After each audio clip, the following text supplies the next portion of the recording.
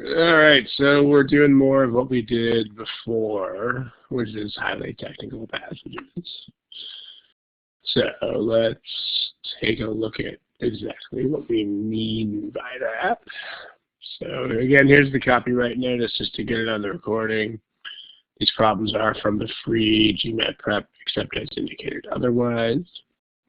So in fact, all of these are from the free GMAT prep. Okay, so what we've said before, here's a passage. Here's a passage that's full of words. There are a lot of words in the passage.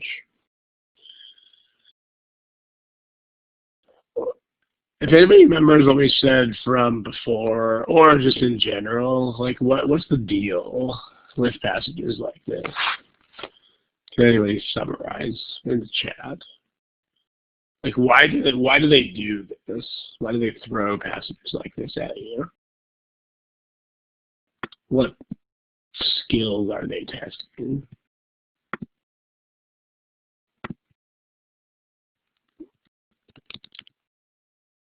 Why does, the question in other words is, why do RC passages so often contain so much detail about stuff you probably don't know about?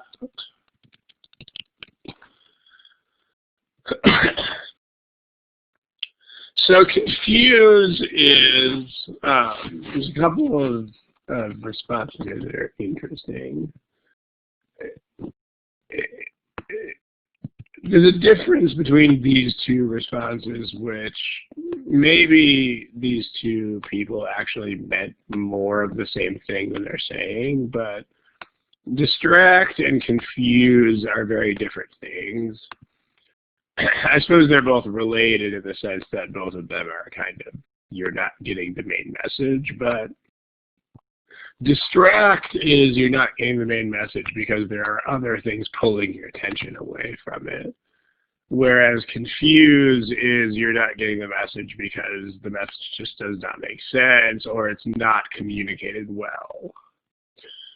And in general, they're not, remember, like one thing about this exam is that nothing is really done in a way that is tricky or in a way that is a bad presentation. Those things don't really happen here. So confuse, honestly, is not really the point.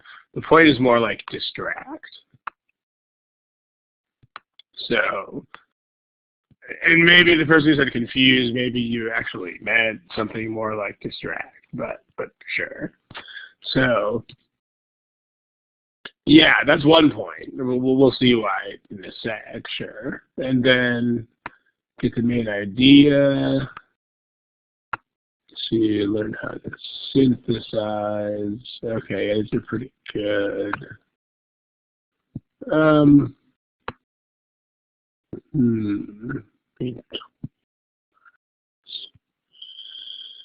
Read between lines, again, that's a phrase that has a certain meaning. Let's put some of these up there. So someone says relevant. Relevant is, I mean, of course you want to see what's relevant, but the problem is that relevant is depending on the task. I mean, for example, if you were tested on these things the way you were tested back in school, then relevant would probably mean something that had more to do with facts. You know, just random fact would suddenly be relevant. So, so to make it more difficult, again, possibly. I mean, make it difficult kind of makes it sound like they're writing badly on purpose, or they're kind of presenting things in a way that is misleading, which is not really what they're doing. I mean, I feel like you have, Olu, I think you have the right idea. I think just the words are a little bit, I think you're expressing the right idea in words that are not quite what you mean. Because when you say, and this might even be something that would relate to sentence correction, like when you say to make something difficult, that means that you are actually taking something and making it harder. And that's probably not really what you mean. It's probably more like, which is not the same as this. I think you meant something more like to choose readings in which it may be difficult to get easy, or something, because those things, something like that, right? Because they don't want it to be too simple necessarily. But to make it like that is like they actually take the passage and they purposely dither it up to make it worse. Not really what they're doing there. So yeah. Okay. Other things people wrote which are pretty accurate. You do want to get the main idea. Absolutely. To test whether this is a very nice summary right here. To test whether you get stuck in details versus understanding the big picture. There's another phrase here which perhaps you might not mean exactly the way you're using it. What this means is this phrase that's right here, reading between the lines. At least in American English, when we say this means more like picking up implications that are not really there, or like a tone of it, or something like this, or like vague suggestions is kind of what reading between the lines is. And that's not really what they do on this test because it's a standardized test. I mean, they couldn't really make vague suggestions. So, I mean, with the detail-based questions, there's going to be very hard evidence for the choices that are correct. I mean, maybe you meant something different by that, but when we say read between the lines, reading between the lines is kind of like, if you write one of those very polite sounding letters that is actually really angry with the corporation or something like that, because it's formal writing, so it still looks very polite, but actually you're really pissed. That's kind of what it means when we say read between the lines. So they don't do that here because there's no tone of the passage or emotional content, or like I actually don't mean what I'm saying, but yeah. The important stuff there is the point. Sure. So exactly. This is the best summary of what was typed there. Test whether you can understand the big picture without getting stuck in details. Because again, this is the GMAT. The GMAT is a test for people who ostensibly want to become managers. And this is what management is all about. It's all about not paying attention to details. Pretty much. I mean, there are exceptions. There are exceptions when your attention is called to details in particular. But basically, management is pretty much on some level not paying attention to details. Unless your attention is specifically called to them.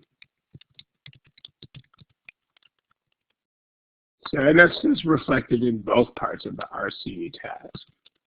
So unless your attention is specifically called to that. Okay. So this actually encompasses both parts of the RC, right? This is the main idea questions, the not paying attention to details part. And then the part where your attention is specifically called to those details. Because again, if you're the manager, then in some situation or another, you're going to be the final say on certain issues. So an issue lands on your desk that is about details. Eventually, you got to handle it. So this is both sides of the issue. Not paying attention to details is your main idea questions. Because that's the usual understanding that managers need. Okay, what does this mean overall? What does it mean for the client? was the customer, was the so-and-so. But then at the same time, if people bring specific issues to your attention, then you should be able to research them and figure out what is or isn't supported. So, okay, well, let's take a look at this passage that's on the screen. So remember, the deal is when there's a bunch of stuff, it's kind of hard, it becomes harder to just reduce it to a main idea. So let's just make sure that we remember, what do you do when you first read the passage? Like, what should you be doing when you first read in quotes? Because it's not really reading, so let's put it in quotes. What should you do?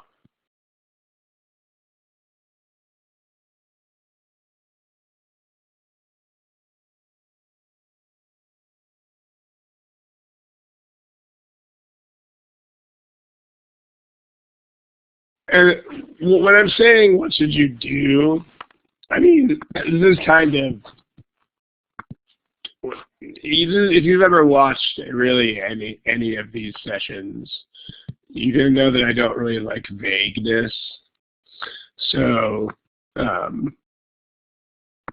like something like this, the problem with this is that this doesn't really mean much. Like, look at the structure. What does that mean? Like, I'm looking for something where you should actually give instructions in terms of what should you do.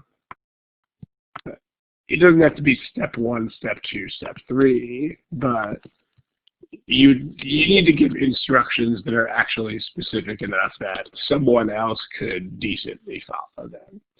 So the problem is, I think most other people would be like, I don't really know what this means. So this is too vague to be instructions. And I mean, also, I think a lot of people don't think enough about this. I think they have ideas in their head that are sort of half-formed, but are not specific enough to help with the process. I mean, this is not quant, but the same sort of thing happens in quant, right? I mean, one of the biggest reasons why people have issues with data sufficiency is because they never really determine what sufficient and not sufficient mean concretely, right? Like, for example, in data sufficiency, a lot of people say not sufficient means I don't know. The problem is that's not, you can't tell someone to do that if they're executing a data sufficiency problem, because you can't solve a problem and get I don't know out of it. But not sufficient means I can make 2 or more results happen in the problem. Aha, there you go. Right, I mean, this is concrete. This is something you can actually try to do. This is not concrete. So, I mean, I know that books use the word structure in various places, but when you see things in books that are not something you can actually act on, you should change it into something that is. Okay, so there's a lot of words here. Let's take a look.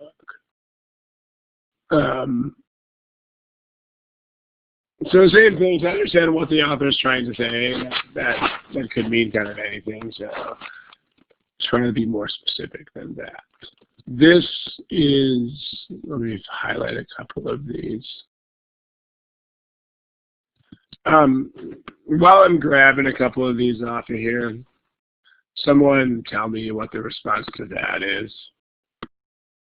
Should we not scan through the questions first? What's the answer to that?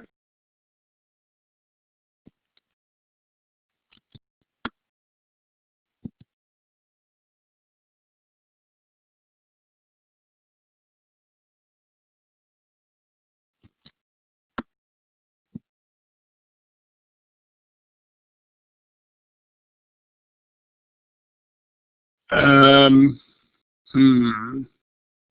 Yeah, only one person really gave the right answer to that. I mean, you know that you can't. It's physically impossible. I remember how this works, right? There's no such thing as scanning the questions. I mean, you can't move forward or backward through the questions. So this is not even a thing. This is not even possible. But also, I mean, you shouldn't, if the first question is a detail question, you should definitely not look at it first.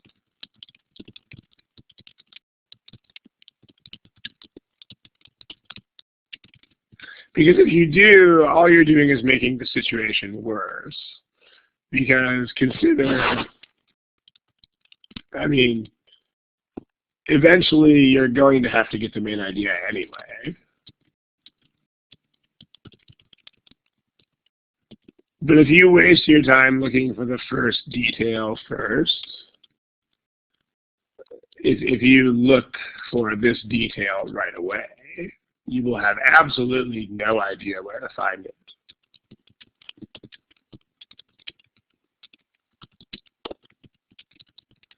So in other words, you're just putting off a task that you're gonna eventually have to do anyway.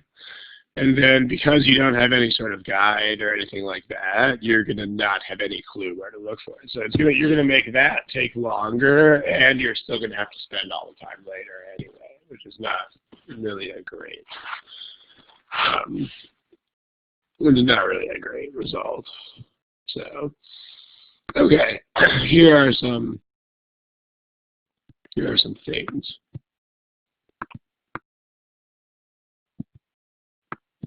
Some things that people wrote. I like this table of contents. I think we've presented it as like this way before. Just think about what a table of contents is. What a table of contents does is two things. Like, think about an actual table of contents from an actual book. And I mean, Gabe, if this is what you mean by a passage map, then that's it. If it means something along these lines. But again, remember, you would have to, if you were giving instructions, you would have to explain to somebody what passage map means. Whereas table of contents, that's if you've ever looked at a book before, then you understand what a table of contents is. So that makes this a better concept to use. Because if you think about it, this is a very good analogy for what you want to do. Think about what tables of contents do.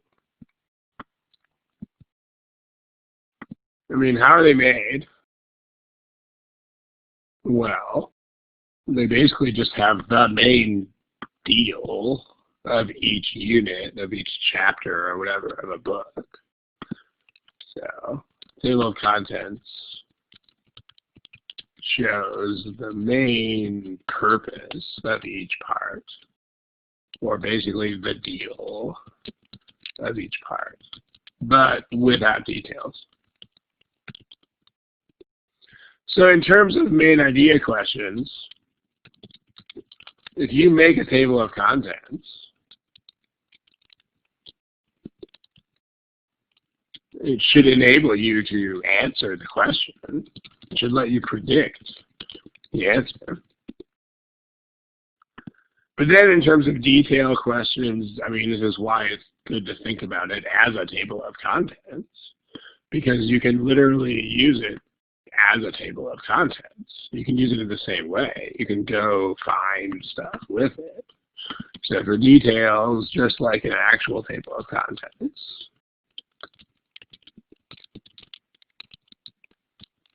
your table of contents should help you find stuff faster. Okay, so keep that in mind. So there's a passage on the board, and you may have been doing this for some time already because it's been on the board for a while. But take about, and again, the point is that this is not enough time to read through all the words. Let's say take 1 to 2 minutes to make a table of contents for the passage on the board. So just do that. If you're going to take notes, take notes. I would suggest taking at least some skeleton of notes just to maintain your attention. But at the same time, if you want to experiment with not taking notes, you can. Just try what works for you. Take 1 to 2 minutes, give it a shot.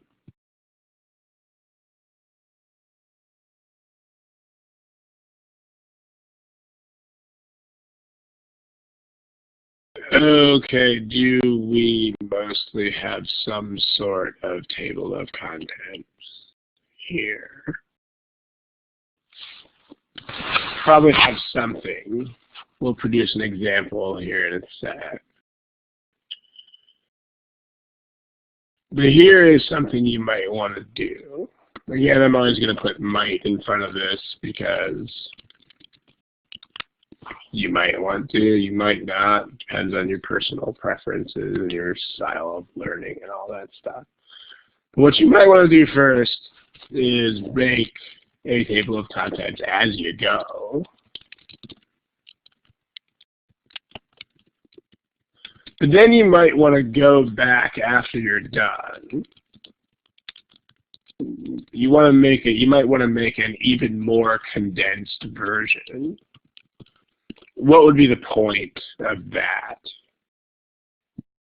Like, why would you want to bother taking notes? Because the table of contents is probably kind of condensed already. So what would be the point of making an even more condensed version?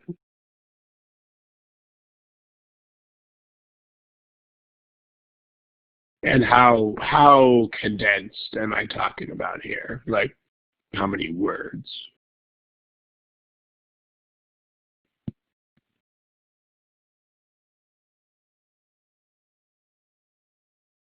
Like, actually, how many words? A number of words. So like 5 is not bad. Yeah, 3 to 10 is probably about, 10 is still more than I'm talking about here. But maybe 10 max, right? Let's say 3 to 10 words. Let's say 5 to 10 words. Because why? What is the point of doing this in so few words? Not random. It's a lot more specific than that. And it's a lot more specific than that, too. I mean, why are you even doing this? Ultimately, we do all of this so that we can do what with it?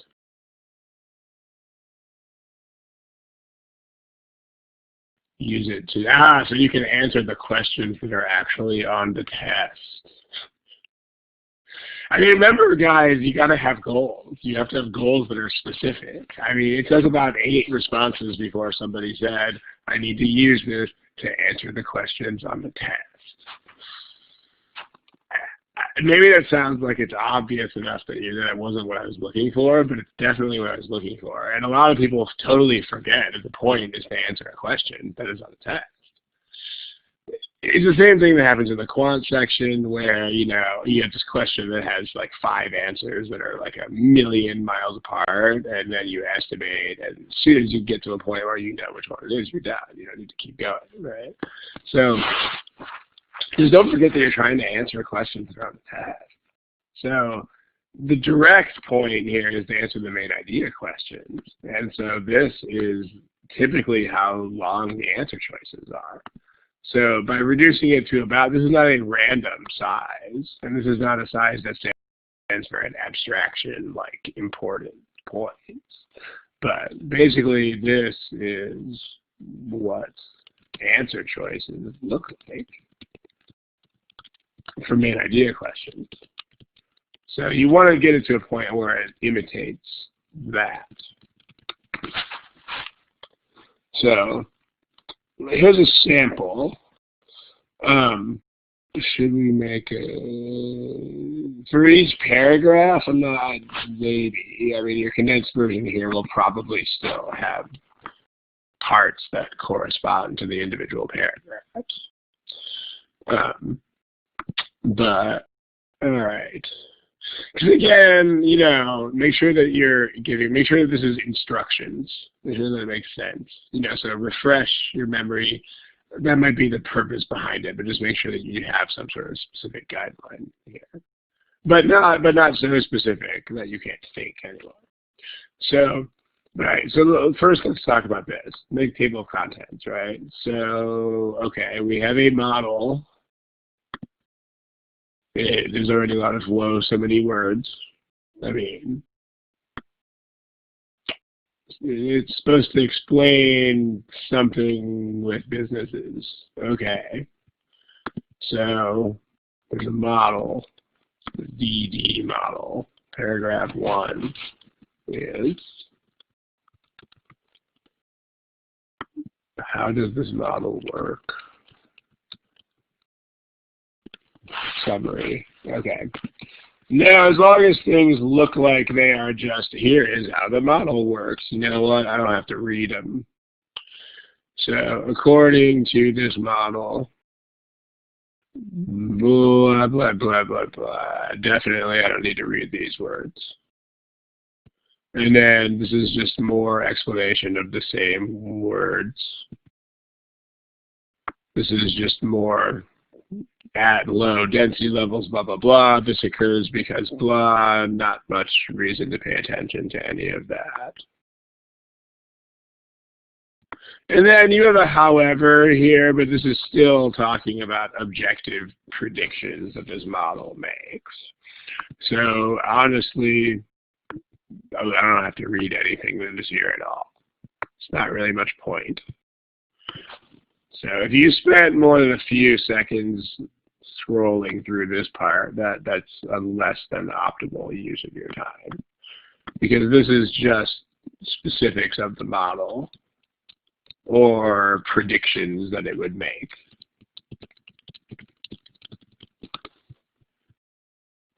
Okay. I mean, you can write that in the notes if you want to. Specifics or predictions. But that's it.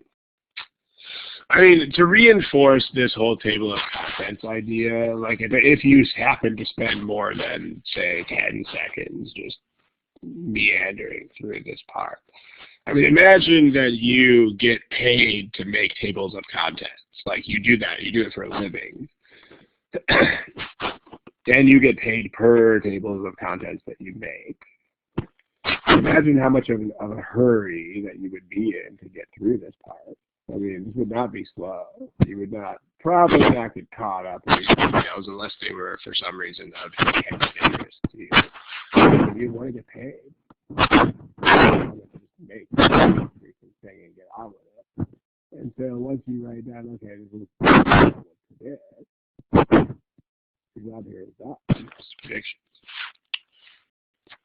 Okay. Now let's look at this next part.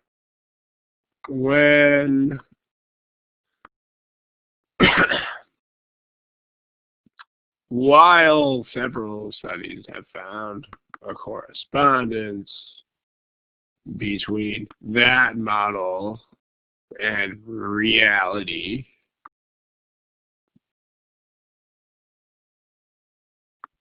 also sometimes it has not matched that. So, and what you might want to do, like when you see these kinds of sentences that are clearly like headline type sentences, just make sure that you understand what they mean, and what understand implies is like, can you explain this to a 9-year-old? Is the way that that's the standard that I usually apply, at least. So what does it say? So, well, this means sometimes reality looks like the model. Other times it doesn't.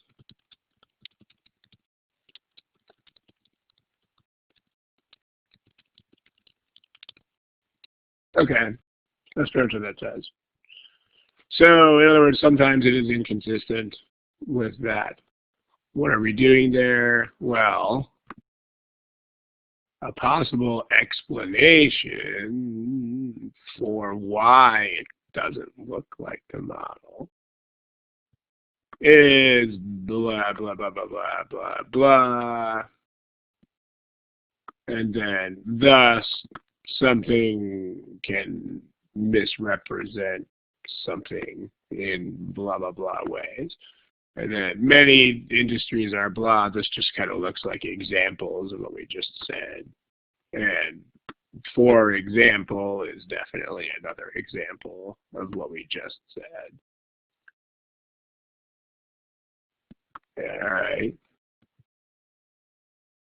And then blah, blah, blah, studies have found more support for our model when they employ broader something. Okay. Notice that this is worth noting as a sentence just because look at what the topic is. The topic is inconsistency. And this is like, whoa, there's more consistency when, right? So that is big relationship to this, as opposed to just seeing stuff about tech firms and new firms and international firms and stuff that's clearly just details. Like when something relates directly back to what we're talking about, it's worth your attention. So something like this.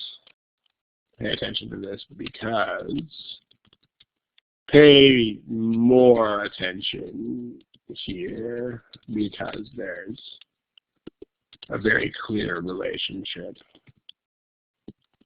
to the heading of the paragraph. And what I'm saying is pay more attention to this part that is right here, this part. Okay, so what is going on in this paragraph? What notes would you hear? What in the chat box? What might you have taken for paragraph 2? Because paragraph 1's easy, right? It's just, okay, boom, here's a model and here's what it says. It's kind of all of paragraph 1.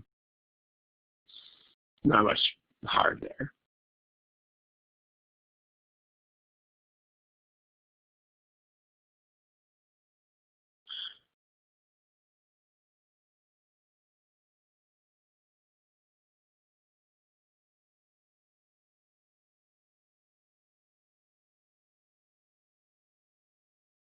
What do you think the overall shy crowd here? How many people are typing? Do you think the overall point is that the model is not very good or that the model is still good?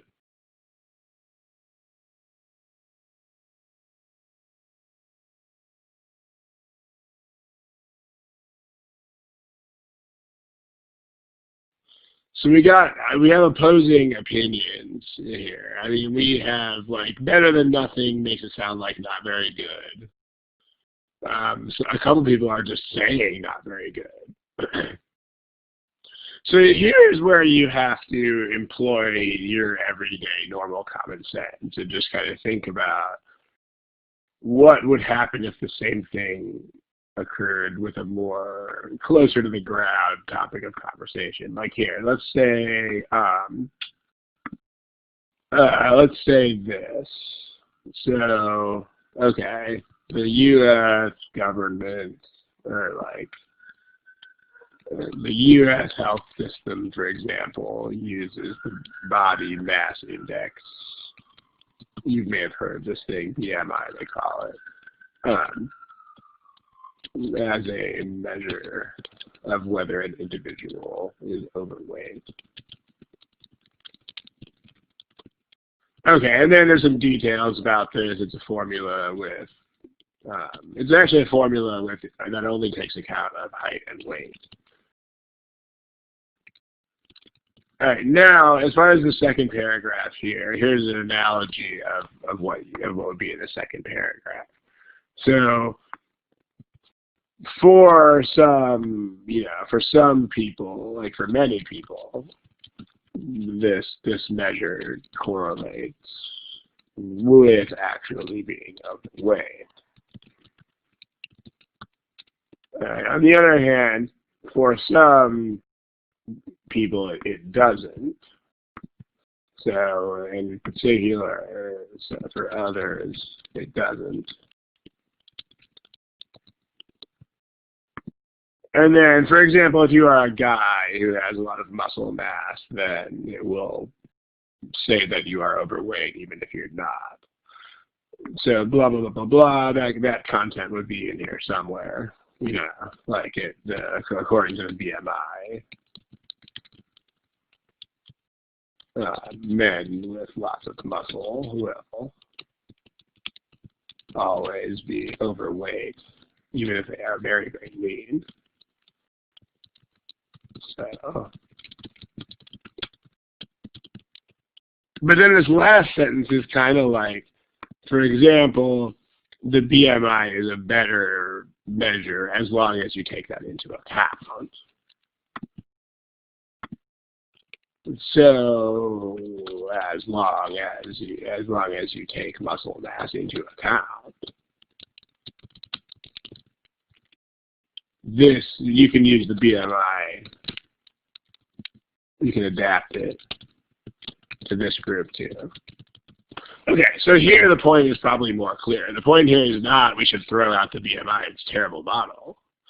Because we say, okay, it works for a lot of people. That's point number one.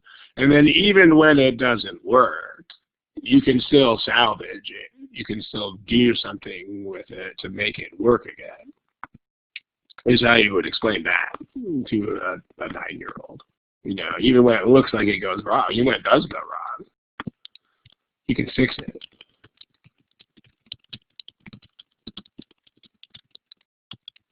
You can tweak it. You can adjust it.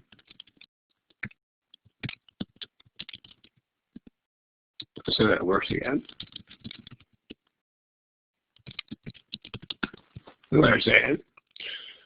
So overall here, the point is that the model is valid, and it doesn't. When it is very simplistic, it will diverge from actual reality. But that this is not a fatal problem here. So that's what they're saying. So as far as paragraph 2, you do have some inconsistencies. I mean, you have some divergences from reality. Some inconsistencies with reality. But then fixes for those things. How to fix additional factors to fix those things. All right. I mean, this is already kind of condensed. I mean, this is a decent summary already. But if you want to condense this even further, my condensed version, well, what's some of your guys? I mean, do you guys have any 5 words or so, 5 to 10 words condensed versions of this?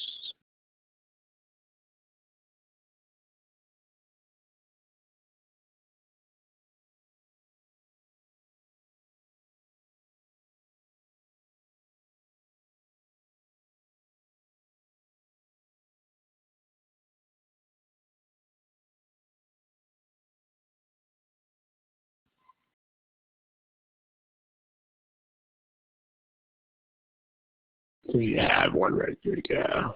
If it's, yeah, it shouldn't take too long to type in the chat. It's got 5 words.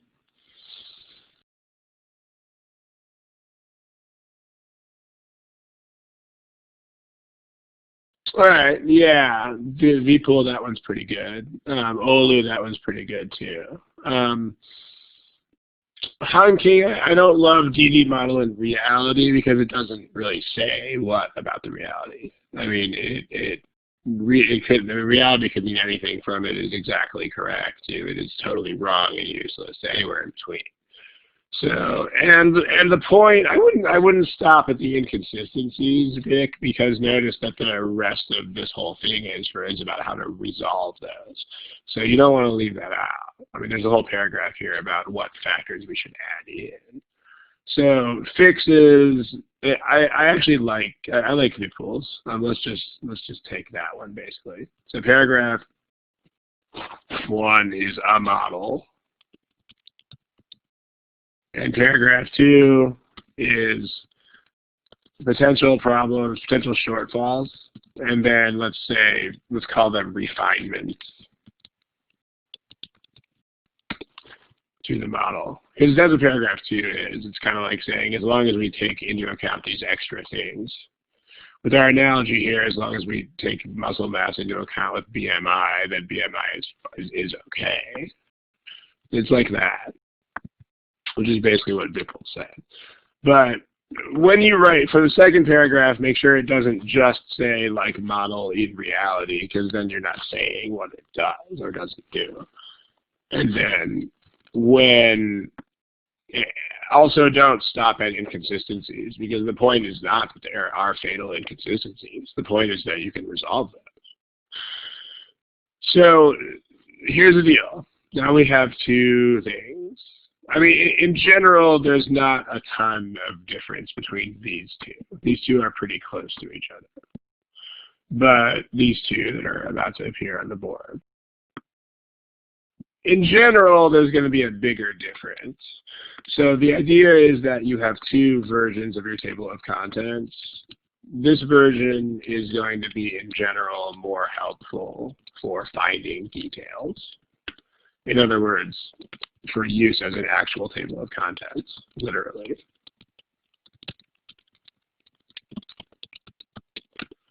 Whereas this version is probably going to be more useful for answering main idea questions, because it will resemble the answer choices more.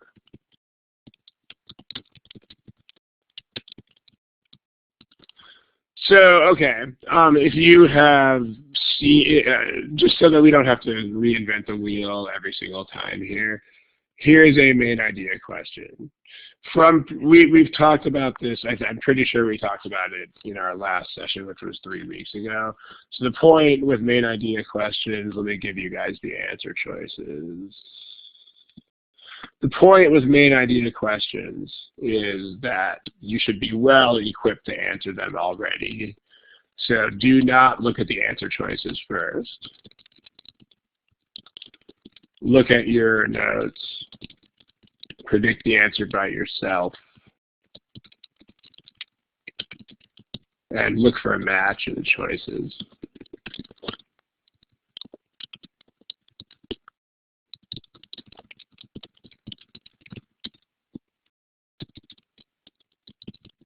And also don't forget where you find answers to multiple choice options. Those are whoa, so big. Those are here.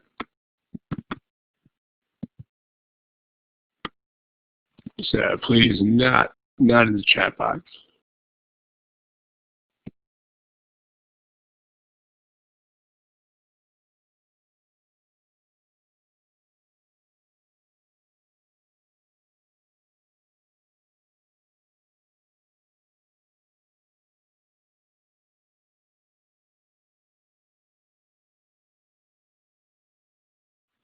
Okay. Should have a prediction by this point. There's still quite a few of you guys now who don't have the right choice. Here is our condensed table of contents, as it were. The condensed version was this. Let's just put it on top of it. Okay, so there's a model, and then there are shortfalls, but then we fix those.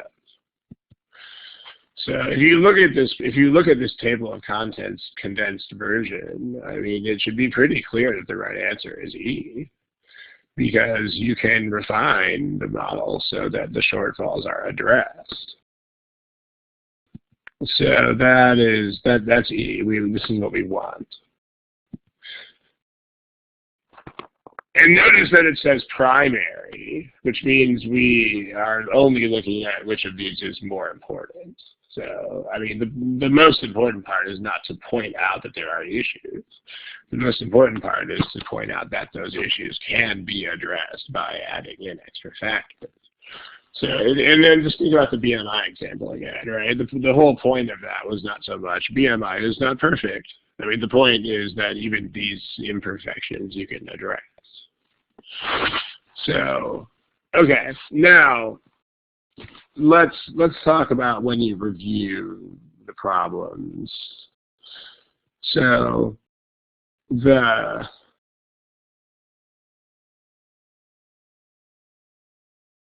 talk about these answer choices and stuff. So let's take a fresh screen here. Let me grab this problem and take it over to another screen. Okay. So, all right.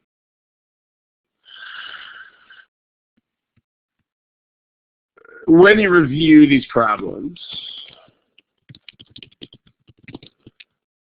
what you want to make sure is, what you want to make sure to do is find words that specifically, maybe these are main idea questions, that specifically make the wrong answers wrong. And then also, I find this is the more important task. The more important task would be to formulate in your head what the passage would look like if that were the correct answer.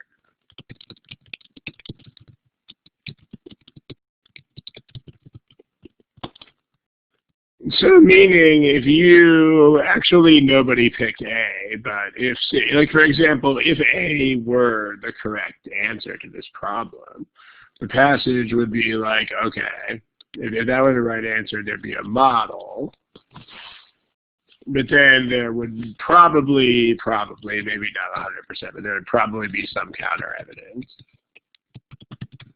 And then the passage would conclude on the note of, like, is this even a valid model at all? Like, does this model even have any validity? That doesn't happen in this passage. Okay, choice B. I mean, notice the words of B. I mean, you got to read these things carefully, guys. Notice this word. This is a word. This word means something. This word does not mean inconsistent with reality, which is totally a different thing.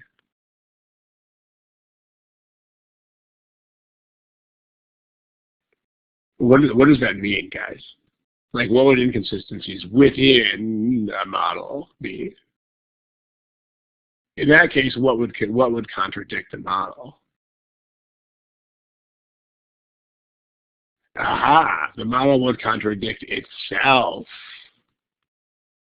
Yeah. All right, that's totally different. I mean, if I say there are inconsistencies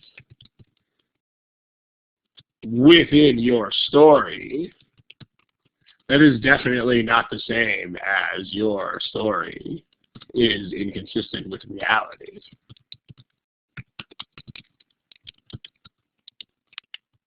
I mean, notice that this first version means you're contradicting yourself. And the second version means you're lying.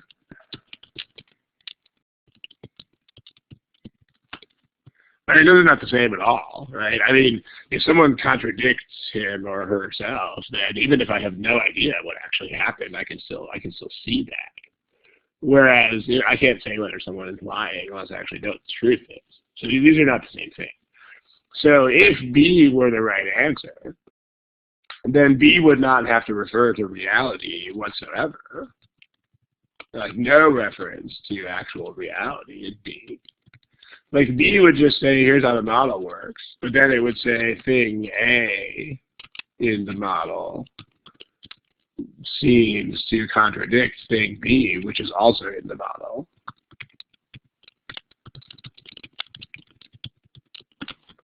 So, right. That would be bad. Okay.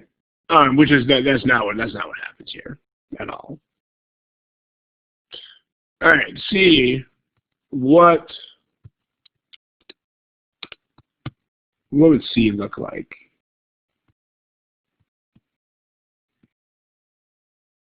I mean, notice in particular that the author would have to actually do this.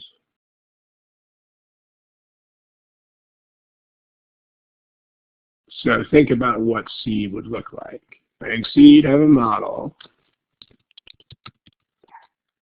But then what's important here is that the author would actually have to have words that say, we should make these changes to the model. Does that really happen here? You can go back and check it out. I mean, here's the part where we blacked out a lot of stuff. The author is not actually advocating any changes here.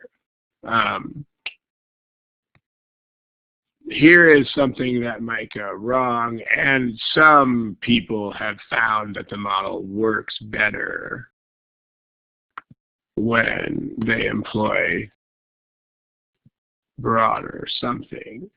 But notice that, I mean, let's uncover what they're using broader. I mean, here they're not even really changing the model. They're changing the data that they use. So basically, it's almost like if they have better data as opposed to changing the model itself. So if you check that out, yeah, there's no suggested changes there. So shouldn't be a matter of opinion. Okay, sorry, I thought you wrote in your opinion. Yeah, there's no opinions. I mean, the blue thing doesn't happen, which is why C is wrong. And then D is not the point either. If D were the point, then the passage would have a very different appearance. If D were the point, then it would say, here's a model, and here is how to apply it to situation A and B, which is not what the passage does. So, doesn't do that. Whereas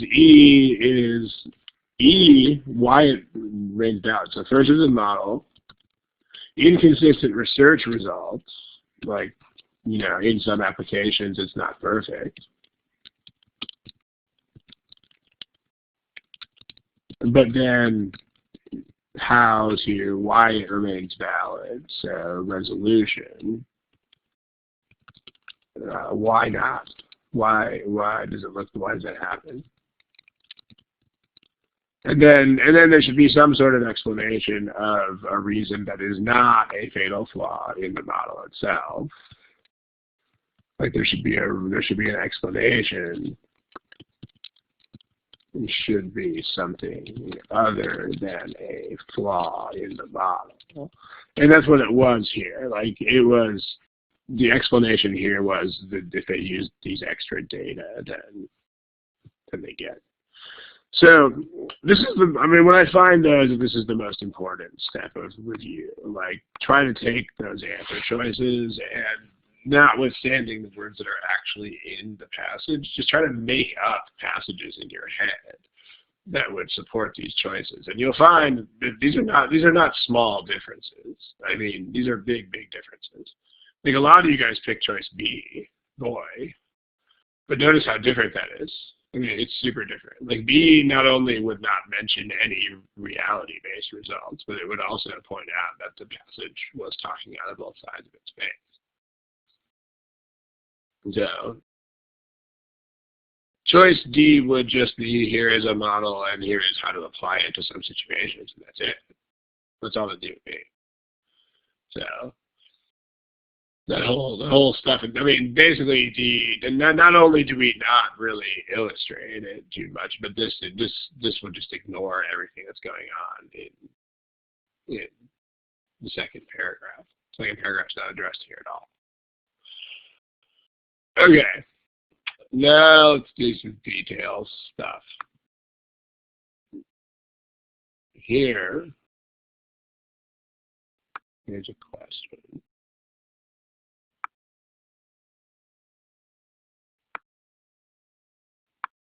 And here is the condensed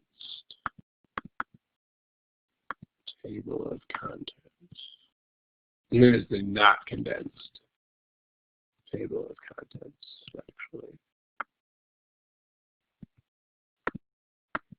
That is here. This is a detail question.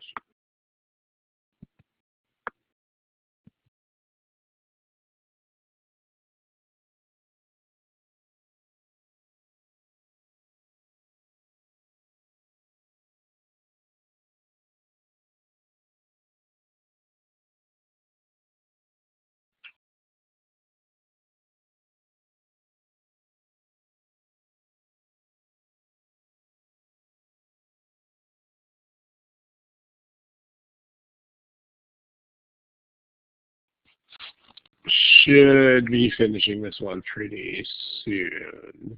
You have to guess, then just guess. But make sure that you are not staring at the same words.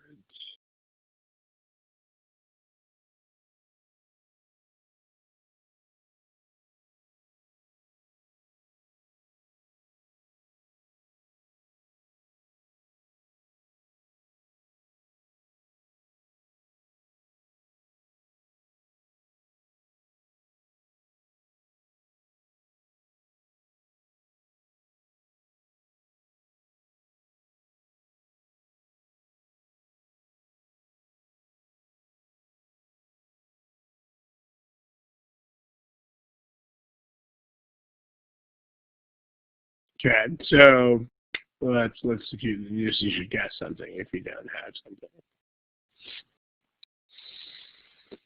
Remember what the point with detailed questions is. The point is that you have to pick something that must be true. So you're basically proving stuff. You're basically just recycling information. So when you have detailed questions, that's how they work, right? The correct answers will stay, there's people talk a lot about thinking outside the box, so to speak, but these are going to stay inside the box, as it were. They're just going to recycle given information. And they will be pretty much proved from the stuff in the passage. So make sure that you're doing this. But the question, the real money step, so to speak, is making sure that you are looking for the right stuff. And I mean, one person asked, how will the table of contents help here? The point is that it should function as a real table of contents. Right, so think about what you would do with an actual table of contents in a real nonfiction book. I mean, you can use this as, that's why we're calling it a table of contents. I mean, you can actually use this as a real table of contents. I mean, so it's still, which paragraph are we going to find this in? Right, which of the following is likely to occur, blah, blah, blah, when, blah, blah, blah. This looks like it's an aspect of the model. So, because notice it's not what actually occurs, so it's not the reality part. So this is more like this is probably something in the model. So at least your table of contents should assure you that this is in the first paragraph somewhere. And that's, beyond that, we're just going to have to look for it. So, but just make sure that you have a reasonable idea of where to look and what specifically are you looking for. So, where, the answer to where would be paragraph 1. Now, what specifically am I looking for?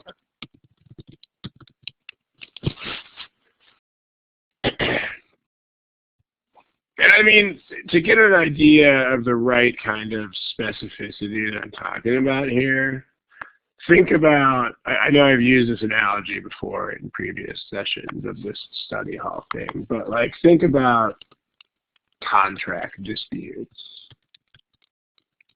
I mean, think about the nature of disputes that people have over contracts. Like, they're never vague. It's not like, oh, this whole contract gives me the vague feeling that it is unfair. That's not how it works. I mean, contracts are about incredibly specific things. Like, according to the law, anything over 8 hours is considered overtime, but when the time switches back from daylight savings to standard time, that is 9 hours, but looks like 8 hours in the timesheet, so therefore we are not being paid overtime when we should. That's the kind of thing that people dispute in contracts. Incredibly specific things that are about incredibly specific details. So meaning that even if the contract or the relevant law were hundreds of pages long, you could still know exactly where to look. You'd be like, it's not just like, oh, this is a question about overtime, or, oh, this is a question about hours and wages. It's like, dude, this is a question about how the overtime law applies when the clock shifts back by an hour. Specific. So until you know that much specifics, you should not go looking for randomness. So what are you specifically looking for? You're looking for when this reaches high density. So, and there's not really a ton of ways to say density other than density.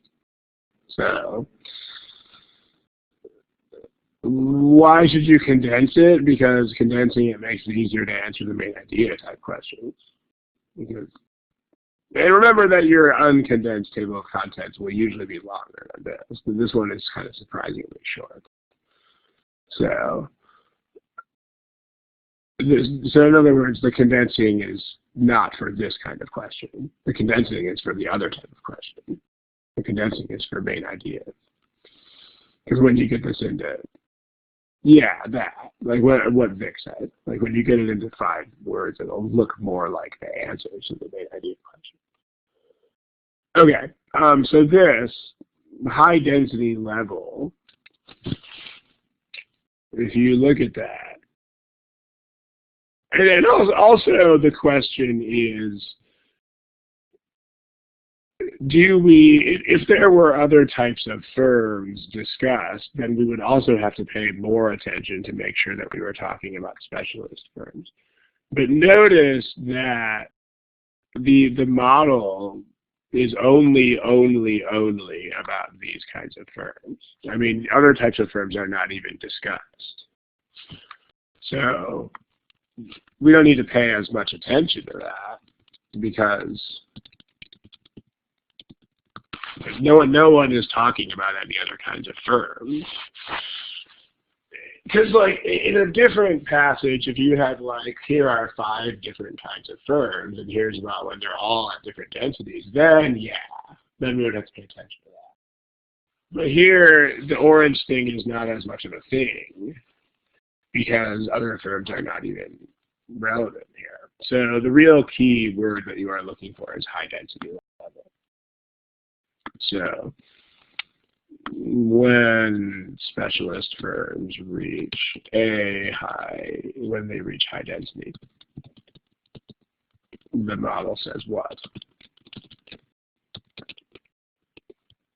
Okay, if you look for that, blah, blah, blah, here's density levels. Low density levels, I don't want that.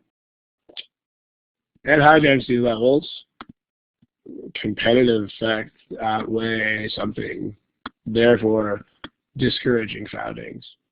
So we know, I don't have any idea what legitimation is, but clearly it is something that supports foundings. And competition is something that discourages foundings, and so the discouraging is winning the game.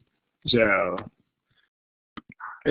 I'm not going to write all this down in my notes, but competitive effects which work against foundings are stronger, is what it's saying. It's displayed to a 9-year-old. Legitimation, I have no idea what that means at all, but it is clearly something in favor of foundings. Is weaker, and so foundings will not happen as much. That is pretty much exactly what choice A says, and it has nothing to do with what any of the other choices say. So, as far as the wrong answers here, you don't need to spend as much time thinking about them as you do with main ideas, because the wrong answers here are all just like, whoa, look, they didn't even talk about those things. Or in the case of choice C, it is the direct opposite of what they said. Right? They said foundings will be discouraged. So choice C says white when you want black. But as far as B, boy, D, dog, and E, elephant, those are just not things that they say if you search for the right thing. So, no, it seemed too obvious. I mean, remember the nature of these things. The very, very, very nature of these questions is that they recycle the information that has already been stated. So, like pretty much every single detail question. I mean, if you've done more than if you said too obvious, then you're probably new to this, or at least I hope so. Because if you've done more than like 5 or 10 of these questions in your life, then you will definitely know that this is always how they work. I mean, they have the answer that looks. I mean, the answers almost always are things that look obvious once you have found the correct stuff, because I mean, just make sure that you guys understand that. I mean, this is, by the way, just miscellaneous point of writing English. When you use to in this way, it has 2 O's. So this is actually a big mistake because it's really hard to read for the reader if you put 1 O there. But just make sure that you understand why this is how the questions work, because this is how they will always work. Like, really always.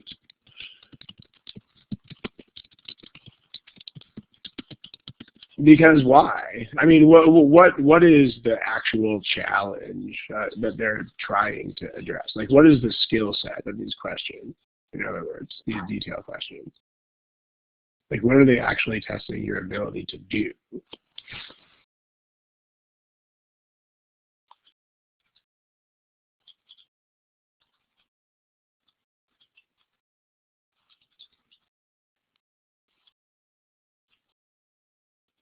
They're testing your ability. I mean, again, comprehension is one of those words that means nothing. It's kind of like structure, or this food is good for you.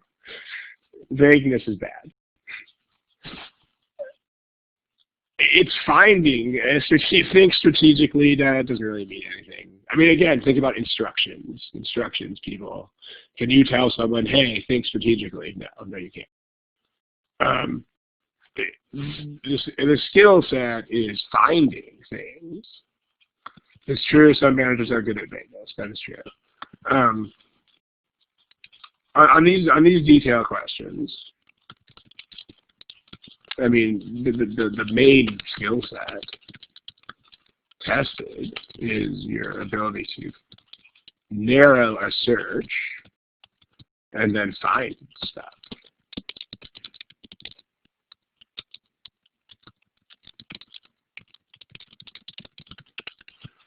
This is what they're testing. Once you find the stuff that is relevant, you will not have to put it through additional twists and turns for the most part, because that's not the point.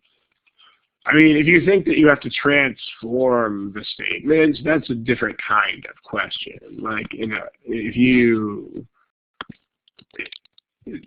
taking given information and putting it through further logical steps is the domain of critical reasoning inference problems, not RC. That's a different skill set for a different part of the test. So this is the real point, though. So as far as the words suggest, it is a difference that shouldn't feel like a difference. So just to make sure that it means that the words are not going to be like exactly, but they're still going to have the same meaning. Let me just illustrate by analogy. Okay, let's say the passage says, Ron is shorter than his brother. Okay, according to the passage, or the passage, the author states that, or indicates, Ron is shorter than his brother. The passage suggests or implies Ron's brother is taller than him. Or something like Ron can walk under some objects that his brother would have to duck under.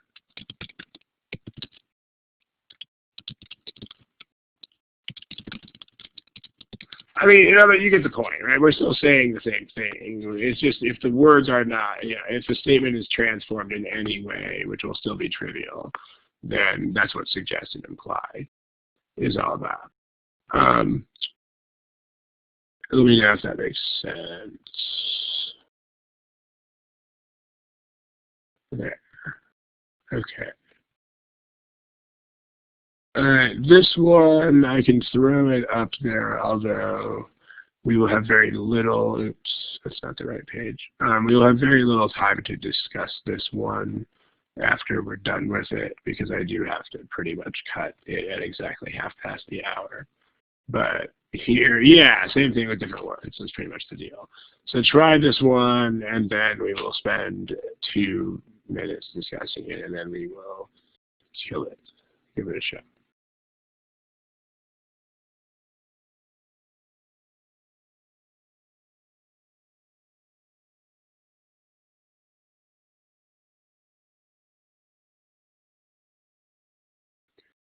Okay, again, we got a shutdown here at whatever hour it is where you're at, 1:30. So give us about a minute here. The question is, what can explain inconsistencies? The inconsistencies are in paragraph 2, and this is not the part about factors that would fix them. It's just why are there inconsistencies? So why? That's the question that we're looking for.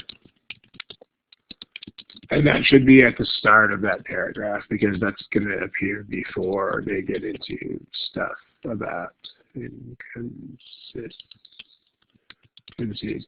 That's going to happen before they get into the part about refinements to the model or what have you. So if you look at this, they have found inconsistencies. Well, that's nice.